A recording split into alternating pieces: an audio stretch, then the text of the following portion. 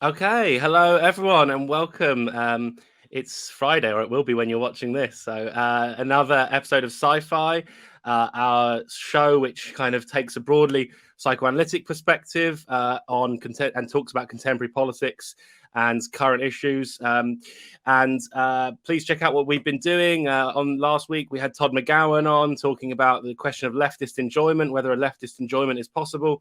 The week before, we had Julie Resch on talking about the Russia-Ukraine situation and how to use negative psychoanalysis to understand the West's misinterpretations of fascism. So we're out every Friday and we talk to people who are interested in psychoanalytic and psychotherapy, psychotherapeutic theories about various issues. And we're absolutely, well, I am flying solo today. Absolutely delighted to be joined by Dwayne Munroe.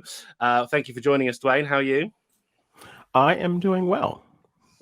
Thank you for doing this. I mean, Dwayne I've been quite excited about this one for a while. Dwayne was with us on the Sublation Magazine live stream. So please, you can check that out as well.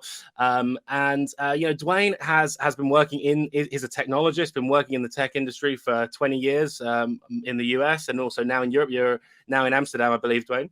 I am indeed, yes. And what's special about this is that you're not only a tech bro, or you're not a tech bro, exactly, but you're interested in Marxism and Hegelianism, in looking at the tech industry and kind of combining the tech industry with your interest in Marxism, really, and also you're interested in psychoanalysis, in particular Lacanian psychoanalysis. So I guess, I mean, this is fast going to be, the reason I'm excited about having you on is just because, I mean, I work on technology myself, psychoanalysis and Marxism approaches to video games, digital media, but I'm absolutely clueless when it comes to technology itself. So I'm really, really excited to hear from someone who has this political approach and philosophical approach, but who actually understands computers.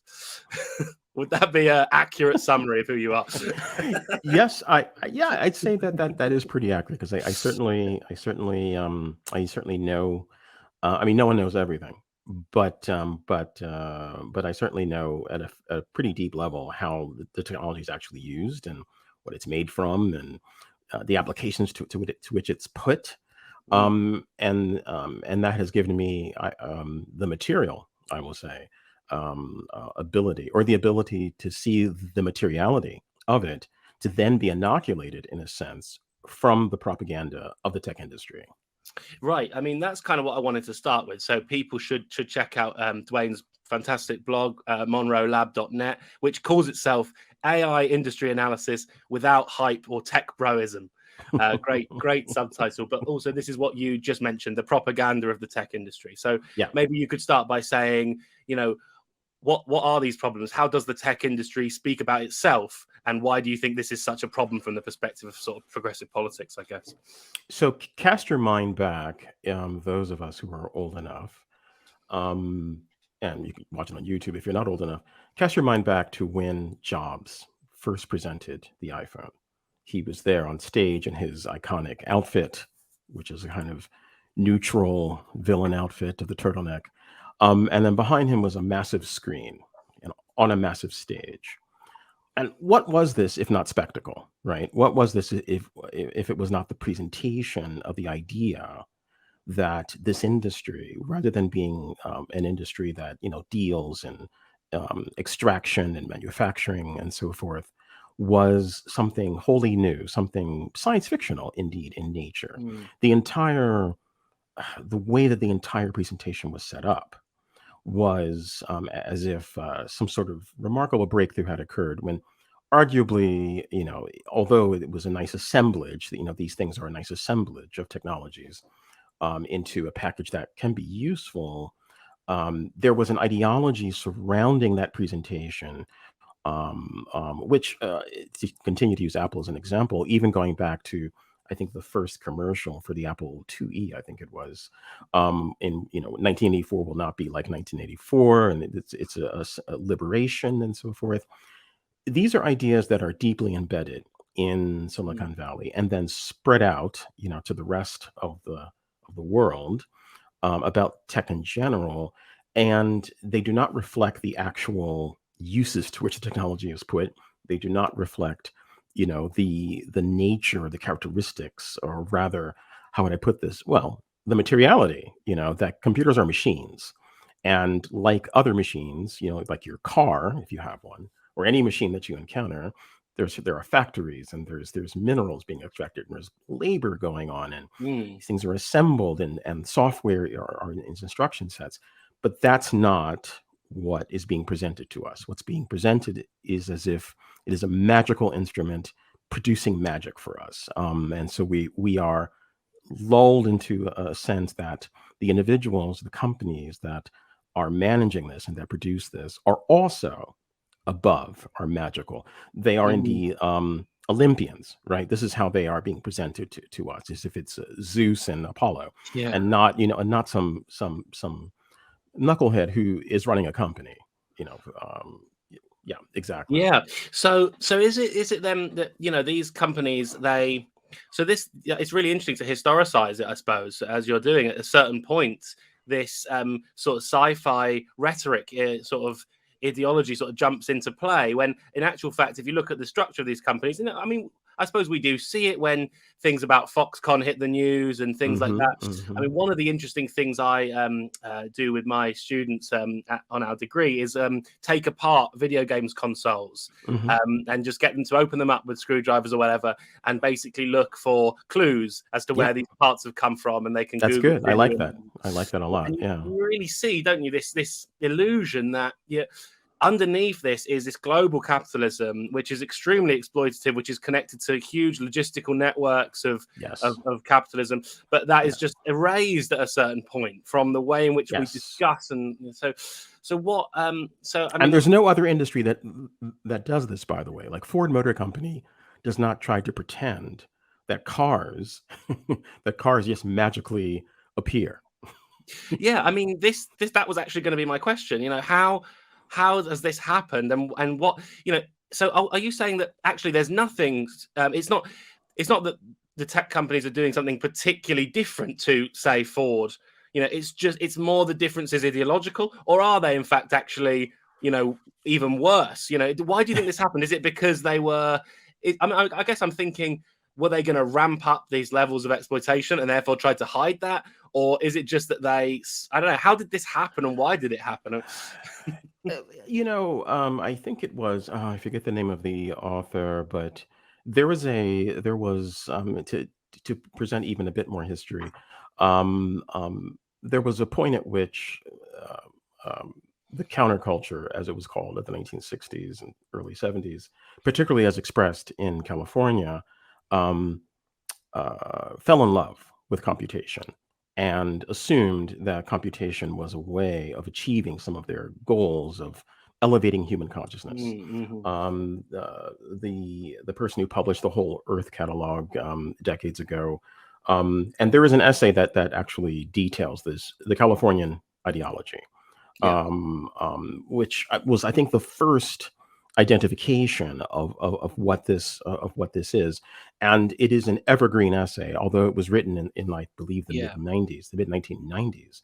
However, reading it today, you're like, well, yes, of course, we're still seeing the same thing.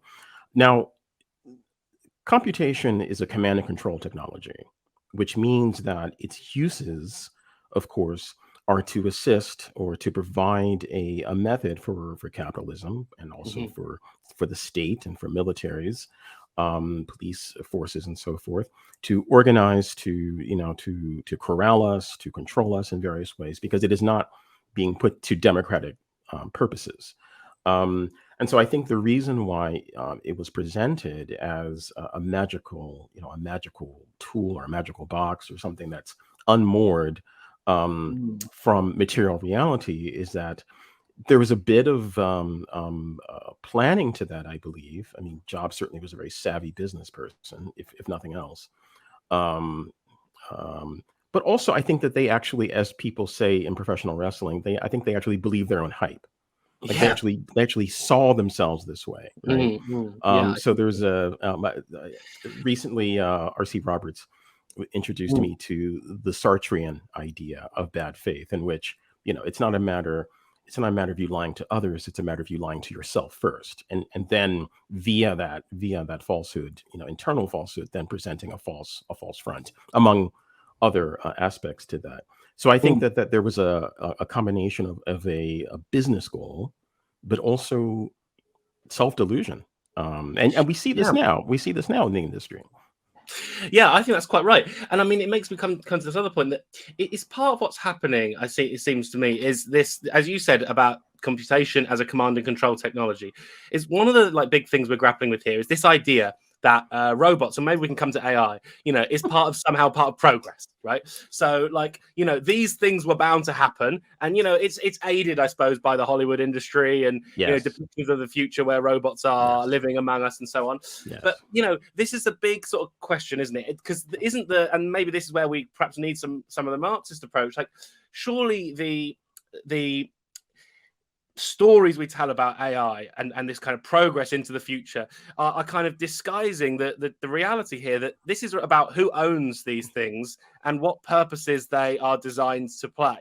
So we almost treat it like, well, self-driving trucks are here. Now we just have to lose 3.5 million jobs, whereas actually, in fact, these were built specifically to take 3.5 million jobs, right? And that's, I think, the US. So, one of the big illusions or tricks that seems to be being played is that we are sold this narrative that the technology was happening regardless and it goes in its own direction and we are powerless to influence that. Whereas one of the things your writing sort of shows is that, the technological future is mapped and planned precisely by a certain kind of capitalist, right? With a certain kind of agenda. Precisely. Yeah.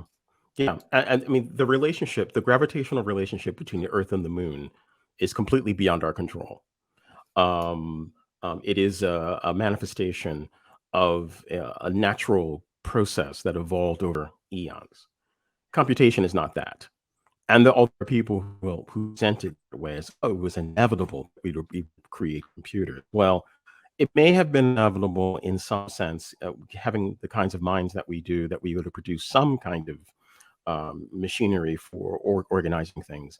But the type of computation that we have is a direct reflection in machine form of capitalist relationships, right? Mm. And so I think that uh, the idea that things are inevitable is propaganda.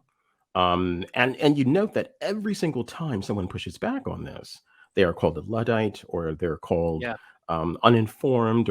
And this is why I started doing what I do, because a number of years ago, I noticed that on Twitter, for example, whenever people would have any sorts of doubts at all, what technologists would do, particularly for major corporations, is they would throw math at you or throw jargon at you. And of course, the average person, a person who's not familiar with this, is intimidated. Or here's a diagram, can you explain this? Therefore we have produced intelligence. Well, they throw those diagrams at me and I'm like, well, let me take a look at it. No, you have not produced intelligence. And there are Mm. others, who are also, doing the same thing. Mostly technologists. But I noticed that, as I've mentioned in other conversations, that there was a lack of this in left spaces, because Right. Google would put out a press release, and then our reaction to it as leftists was to the press release itself, not a questioning of whether or not the press release was telling us the truth. I see. Yeah. So what can we do? You have examples of that? Like, is it like how we sort of, they announce a new technology and then we all start saying, what are we going to do with this, rather Yes. than saying, why has So this come into being? so the metaverse is a Mm. fantastic example of this. So we recall the video that Zuckerberg put out only a few months ago, I suppose it was, in which he's walking around a space and he's picking up things, and there's a meeting, and somebody's a dinosaur and somebody's a ballerina, whatever nonsense that they put forward as their vision.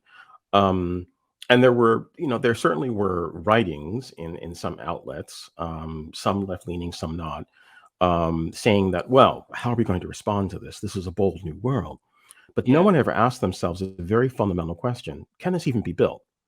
Now, fortunately, an executive at Intel wrote a piece and said, well, it can't be built.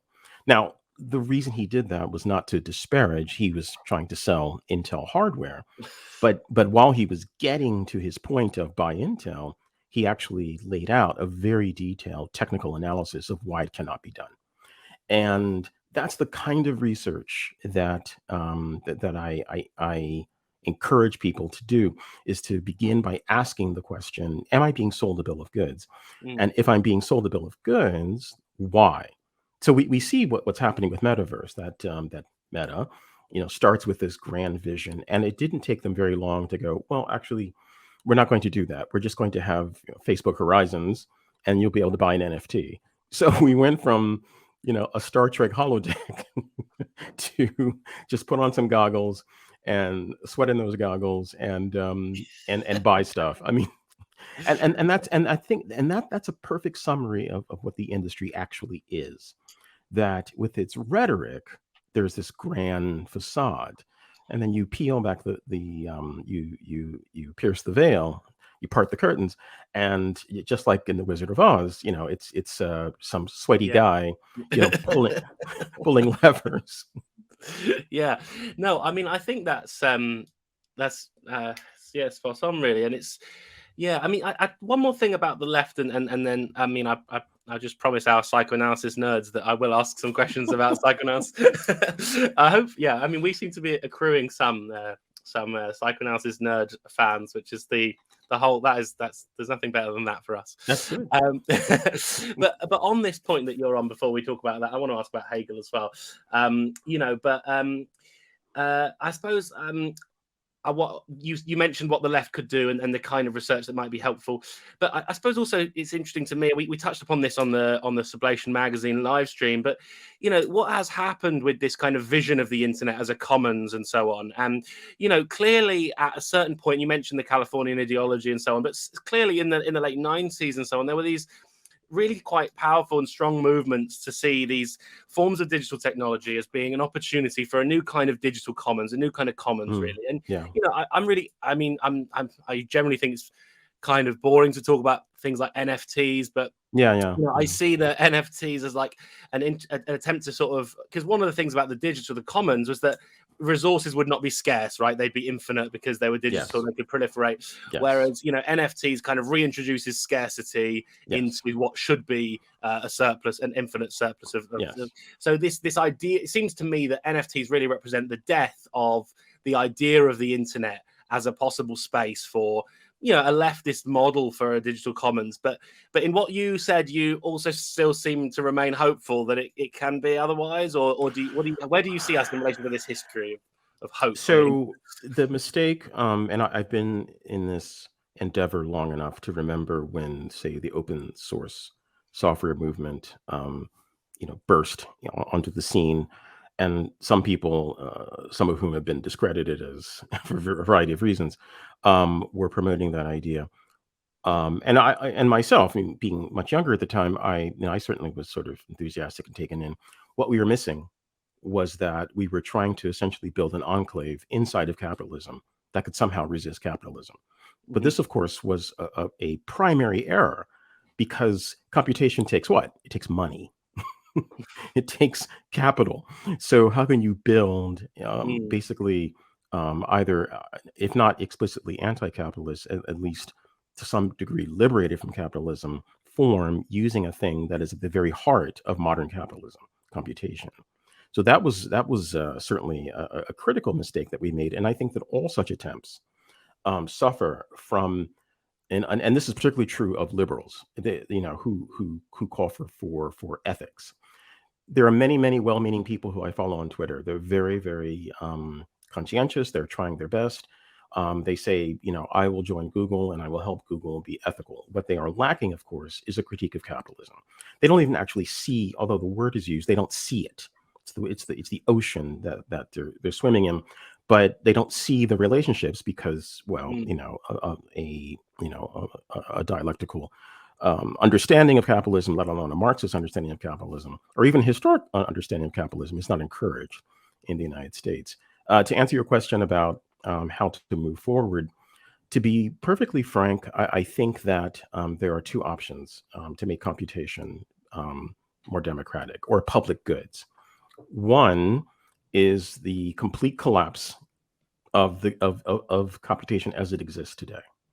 That because power must lose power in order for new powers to arise, or power must face power in order for things to change. And we don't have any power right Mm. now.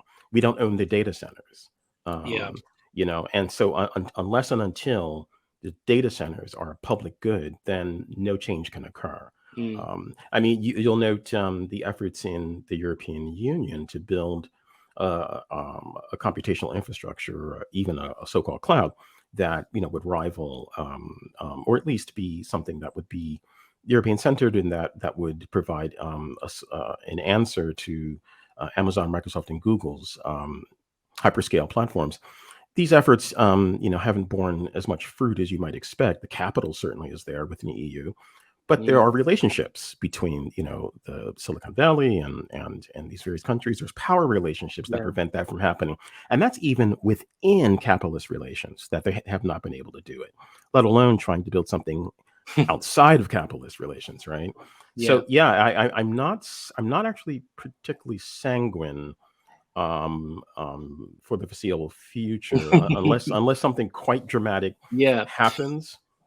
Yeah, no, I can totally understand that, and I mean, yeah, yeah, it's a few things. I mean, what one is that there's also like ideological barriers there. Like, I mean, I remember over here in the UK when Jeremy Corbyn's prospective Labour government suggested a sort of state-owned Wi-Fi, and everyone's reaction was basically, "Oh my God, it's a dystopian communism. They're going to be, using this to harvest all our data and use it for state ends." Yes. And Yeah. and this is another thing I thought maybe we were worth talking about, because you just mentioned, there are already existing relationships. So I'm pretty sure like Eric Schmidt sits on like some Pentagon panel integrating Google's tech into the You NSA, and no doubt you recall Schmidt's role in ginning up anti-China rhetoric, right? And we needn't be naive about the PRC or whatever. It's not even a matter of that. It's a matter of that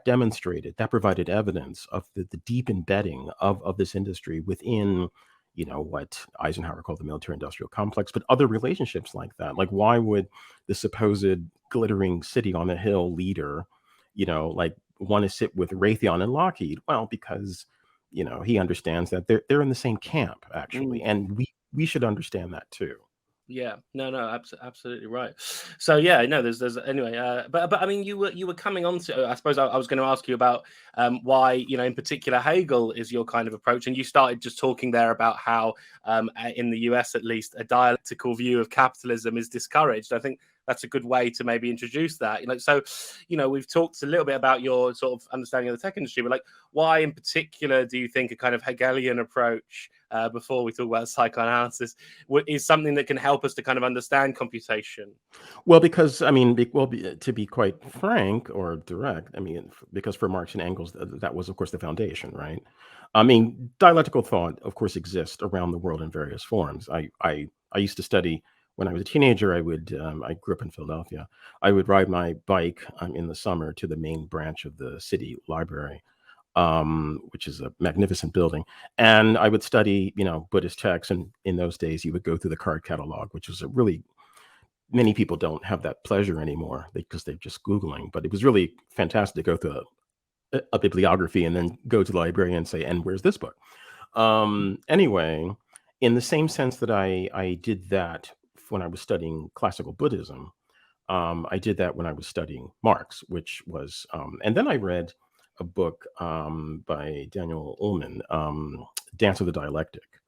And in that book, Ullman lays out a case for how the work of Marx and Engels is not a deviation from Hegel's um, dial- uh, dialectics, but rather a grounding of it, right? Mm-hmm. And so, as I'm sure everyone is familiar with this, and so, although there are aspects of what's presented in the phenomenology, for example, that I do not necessarily agree with, which is, for example, the idealization or idealized categories. What I do love, and what I find extraordinarily useful, is the simple idea of the dialectic, the relationship between objects that are ever in motion.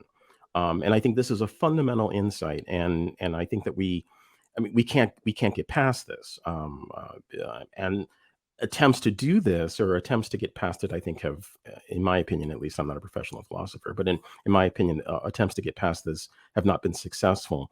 And so that primary insight, pulled from the work of Hegel and then applied Mm. to real world circumstances, I think is extraordinarily powerful.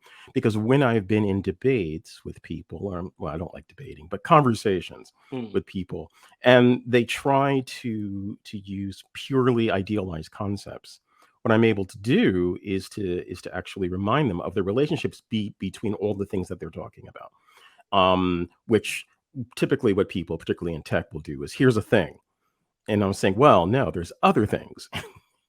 And they're actually in relation to each other. And this is what you're not actually seeing. And Hegel's work, of course, is quite expansive, and so it's a matter of constantly revisiting.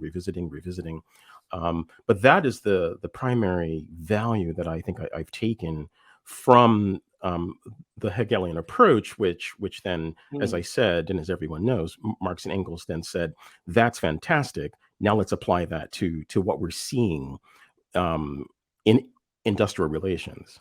Yeah, yeah, no, I mean that's exactly right. I think and I think clearly it's the case, isn't it, that a lot of, and it goes back to where we started with this tech broism and the Mm, rhetoric and the language that we seem to have accepted as the terms in which to talk about tech. They preclude or foreclose on so many things, so that yes. and then the left ends up, and I think maybe I'll go back to what you said that I thought was quite interesting. You said that the left ends up sort of making a mistake of sort of responding in its own terms, as it were, sort of, to a press release or whatever, rather than thinking dialectically about how Yes. these things have come into being as parts of this broader capitalist system with all these moving parts, right? Yes, and Musk is another fantastic Okay. example of this, because when Musk says, "I'm going to be emperor of Mars," for example, and then we all run around, in a dither, saying, "Oh my God, he's going to be emperor of Mars." Again, we say, "Well, but how?" Like, how will a guy who, unlike, say, the Jet Propulsion Laboratory of NASA, which has landed multiple robots on the Martian surface, his company has landed nothing on the Martian surface, and yet we ignore that material fact, right?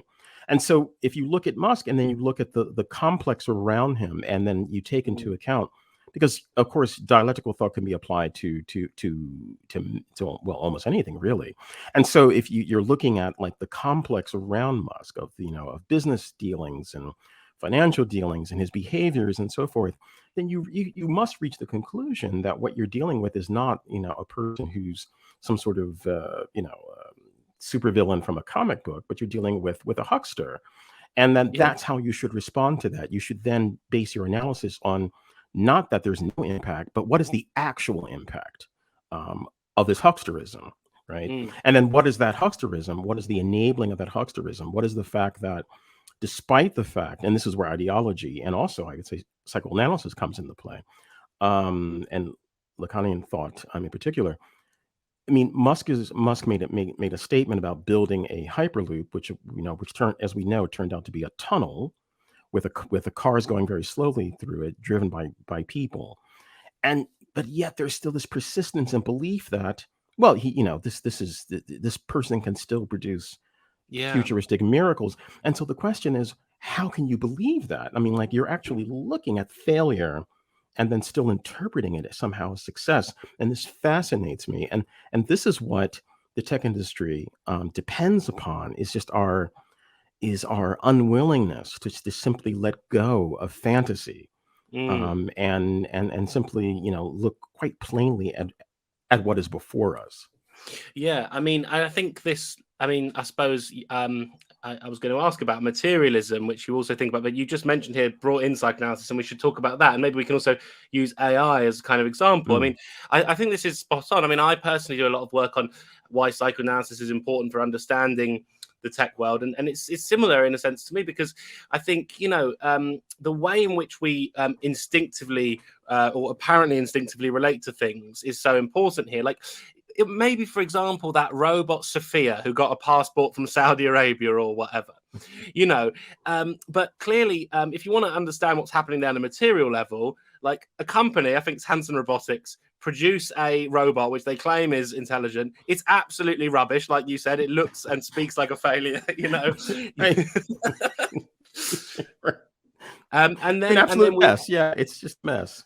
Yeah, and then you because it's got a face and it's presented to us on a screen Yes. in this fantastical world, we start to empathize with it. We become brought into its world as a subject, and we start to give it a passport and give it human rights, which essentially we're handing over power to a corporation, but we're also removing their accountability. Precisely. So maybe does psychoanalysis and materialism kind of allies of each other here, in the sense that what materialism go ahead. Yeah, and this is why I was so excited by Dr. Millar, Isabel Millar's book, because as you know, my approach to this is quite grounded and hard-headed, and it has to be, because we are dealing with a sector of capitalism that is built almost entirely upon hype, particularly now.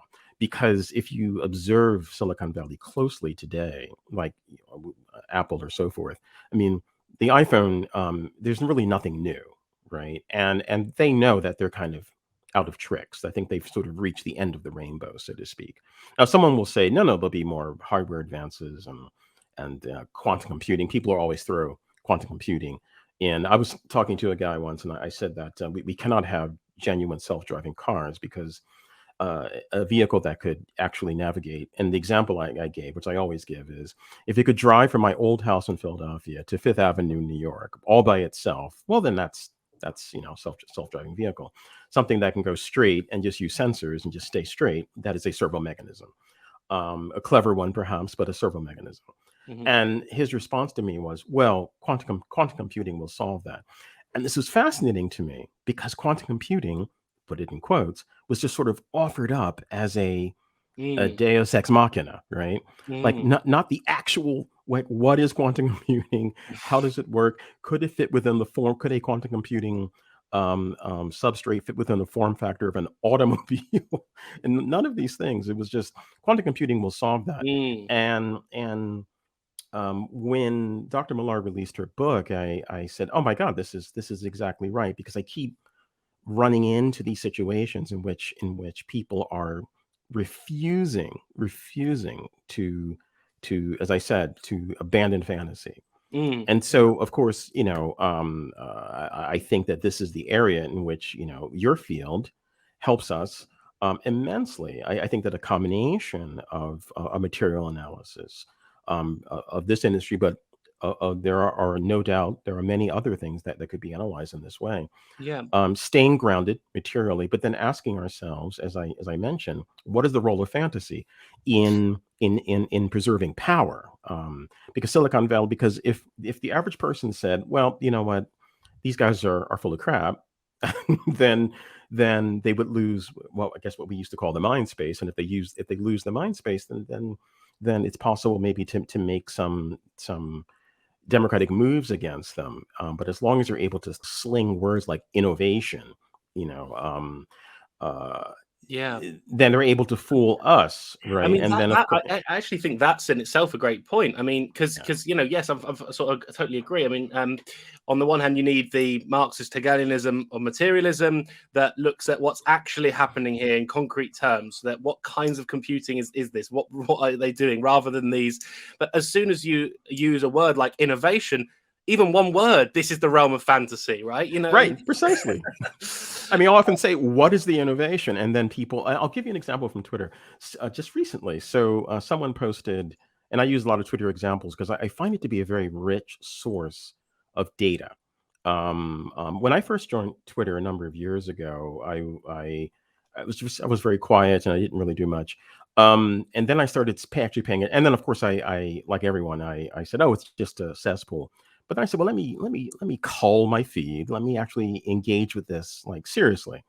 And then I found, oh, well, by following certain people, I'm learning what they're thinking, or at least what they're promoting. It may not be what they always necessarily think. And just yesterday, someone promoted that large language models of the sort that, say, Google is producing. And for those who don't know, that's really these systems that can produce plausible text. One of them is GPT-3. There's a new one called DALL-E, and one called Gato. There's a number of systems that basically vacuum up text from the internet, typically, and then run them through mathematical formulations that then allow the system to be able to vectorize or to tokenize words and say, what is the word order? And then you can do a prompt and say, well, let me just type a question to this thing, or in the case of DALL-E, create a visual that looks a certain way. And it's able to sometimes spew out plausible answers or output. And this person was saying, "Oh, this method will get us to artificial general intelligence, which is a term within the field." And my reply to this was, "Okay, but the amount of computational power, the amount of data center real estate, all these physical things, how scalable can it possibly be, even if you were right? Now, you're not right, but even if you were right, how much Yeah. computation will we have to consume? Will we have to have the power consumption of Paraguay or Yeah, right. or Germany or the UK in order to accomplish this? And also that this thing can just say, 'Good morning, Dwayne. How are you?' I mean, come on." So, but the response Yeah. to that typically, and this is my point, typically there's no response to that, because the people in this field are not comfortable in that space. They're only Mm. comfortable in idealized discussions in which they are debating the nature of intelligence and just absolute nonsense. And it's not nonsense to debate those things, but it is nonsense to debate those things within the Yeah. context of you stacking game processing units in a data center. Yeah. No, I mean it's unbelievable, really. When and the thing is, it's simple enough, when you think it through.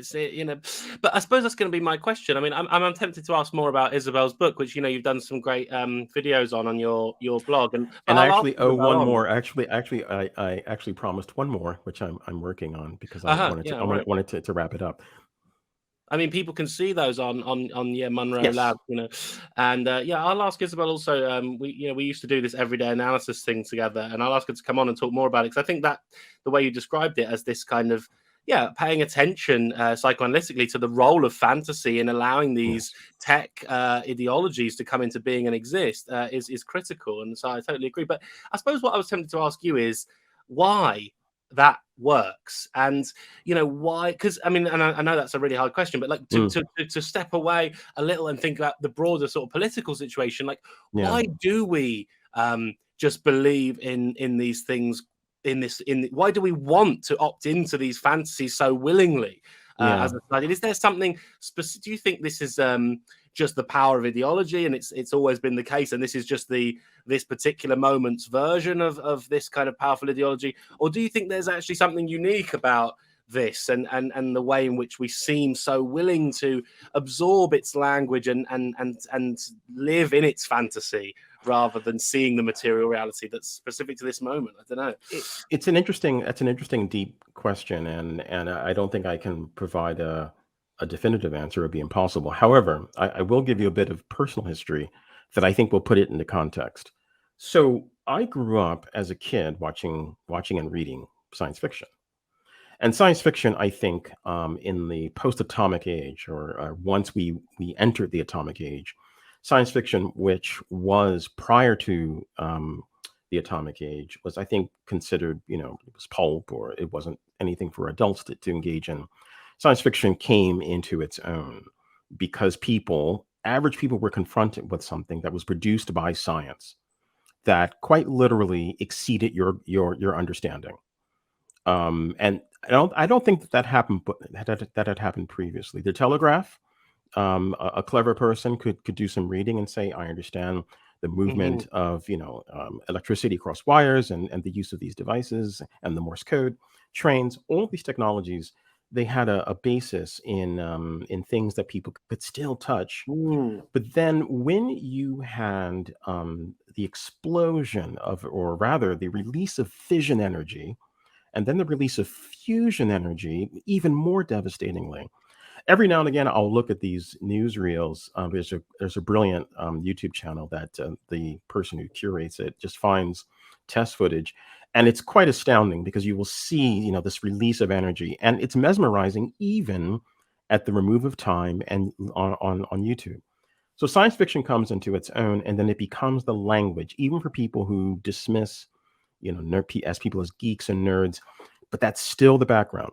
Just Yeah. as for philosophers, Hegel, just as Marx is the defining, I think, philosopher of our time, as I believe Sartre said, whether you are a Marxian or not, I think that science fiction is the defining ideological substrate of our time. So with that as our substrate, floating around, and then you have Hollywood, of course, the idea that anything is technically possible is floated. Anything is possible. We can do anything, which Mm. also, of course, is a remnant of ideas of the Enlightenment and various things. And so these positivist ideas of endless, horizons, and also I think a kind of a malady of Western thought. It's produced some interesting things, but I think that it's reached its limits. The malady being that there are no limits, and that indeed we can do anything. So that's the background. Now this is the background that the tech industry takes advantage of. In other words, the ground was already laid that we could do anything. And so then they simply assume the mantle that once was occupied by the physical scientists. In the 1950s, a physicist could have said we could do anything with atomics. If you look at the films of that era, you will see people saying we can do anything with atomic energy. And now the Silicon Valley has simply taken up that baton that was thrown down when people rejected nuclear in the 1970s. And so I think that's what's happening. They're simply using, sometimes Mm. consciously, sometimes not. They're planting seeds in ground that was already laid. I mean, I actually think, yeah, I know you said you couldn't answer it, but you just have. But that is extremely, that is a big part of it. I really find that convincing that basically, something changes historically where you literally can't look at these technologies and explain them if you're not trained in how they work anymore. Yes. And people then take advantage of this moment. So you've got a Yes. necessary development where not everyone is going to be able to understand Yes. things that are central to their livelihoods and their everyday life. Yeah. But they're going to have to use them, but not understand them. And there's something, That's right. That's know, right. And this is, and as the society became more and more complicated, but I really do, I have come to believe that the defining moment was the entrance into the atomic age. And it's interesting, the invasion of Ukraine, that war, and the rhetoric around atomics that has resurfaced has sort of brought that back to my mind. mm, Because like most of us, especially those of us who grew up when there was still a Soviet Union and there still was the last vestiges of the Cold War. The thought of atomic war was always in the back of our minds. But then we put it away. We were like, well, that's not really a concern anymore. But now that, sadly, this has been brought back to our consciousness. It never went away, but it's been brought back to our consciousness. That has inspired me to revisit the sort of the movement of thought from the 1940s to the present day. mm, And that's why it has occurred to me that the way in which Silicon Valley has taken advantage of the ideology of progress. But we're in a problem because there is no progress. And when I say there is yeah, no progress, it's not that it's not possible, but capitalism is actually preventing it at this point. yeah, And so we could do much more with this technology. One of the reasons why yeah, I'm studying the classics of cybernetics is because I'm trying to revisit the yeah, excitement right. of that era. I mean, let's talk lastly before we stop about cybernetics, and that's what you're working on at the moment. I mean, this has in a way never been more important as a set of theories, right? And this is sort of part of what I teach, I suppose, at the uni as well. But cybernetics has this idea of feedback loops between people and machines and so on, and what could potentially be done with that. And there's various histories of theorists in computing and in philosophy who have tried to do this. I mean, some that come to mind, obvious ones like Donna Haraway's Cyborg Manifesto, which is like Marxist feminism and how we could, reimagine these kind of feedback loops between humans and machines, doing something positive and progressive, breaking out of this. But this point you've just made seems absolutely critical. Have we actually reached a kind of point where the technology does have all this progressive potential, but it's capitalism itself which has become the thing which is limiting? And this is, of course, the absolute reverse of what the tech bros we started and finished with, will have you believe. That they would say that you need this hyper capitalism in order. If we lost capitalism, we wouldn't have the Elon Musks, as it were. Exactly. It's true, but we don't need them. But, God forbid. But we don't have him. The progress. That's the rhetoric, isn't it? So just say more about what you exactly mean by that. The potential is there, but capitalism is the limiting factor rather than the facilitator of that progress. I think that there's a couple of examples that occurred to me. The one you actually mentioned when you said that there was an effort to create a public Wi-Fi that was crushed by corporate interests. The same thing happened in Philadelphia, by the way. The city council decided, this was, I believe, in the late 90s, and I was quite excited because I looked forward to contributing my skills to a public project that would serve everyone in the city. And that was crushed by Comcast, which, a global telecommunications company based out of Philadelphia. And now, if that had gone forward, who knows what that might have generated, what levels of usage or creativity that might have generated if access to the internet and other technologies was distributed more broadly.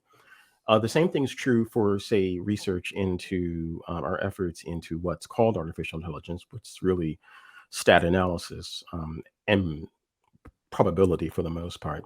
But all of the computation, all the talent, all the effort is being siphoned up by major corporations who are pursuing particular methods that help them with their goals.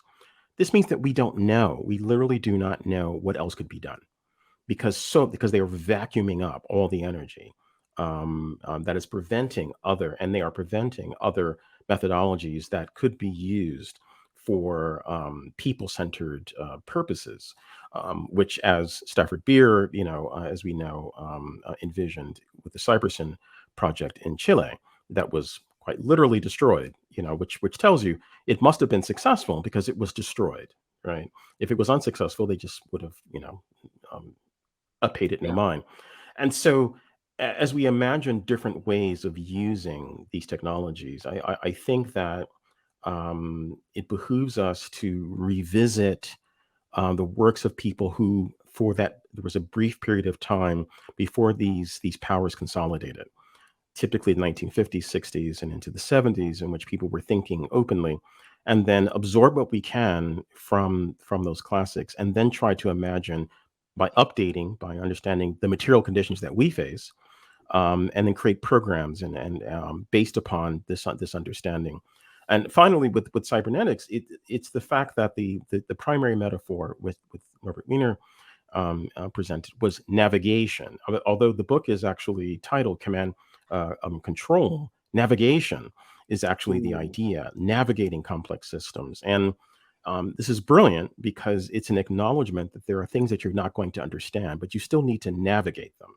And so you're helping your society navigate, which I think is a very powerful metaphor. And that's really what I'm trying to encourage, is for us to be able to navigate our way through these systems that are presented to us as inscrutable and beyond our understanding and so forth, to help us navigate those systems and then create a vision for something that is better. Yeah.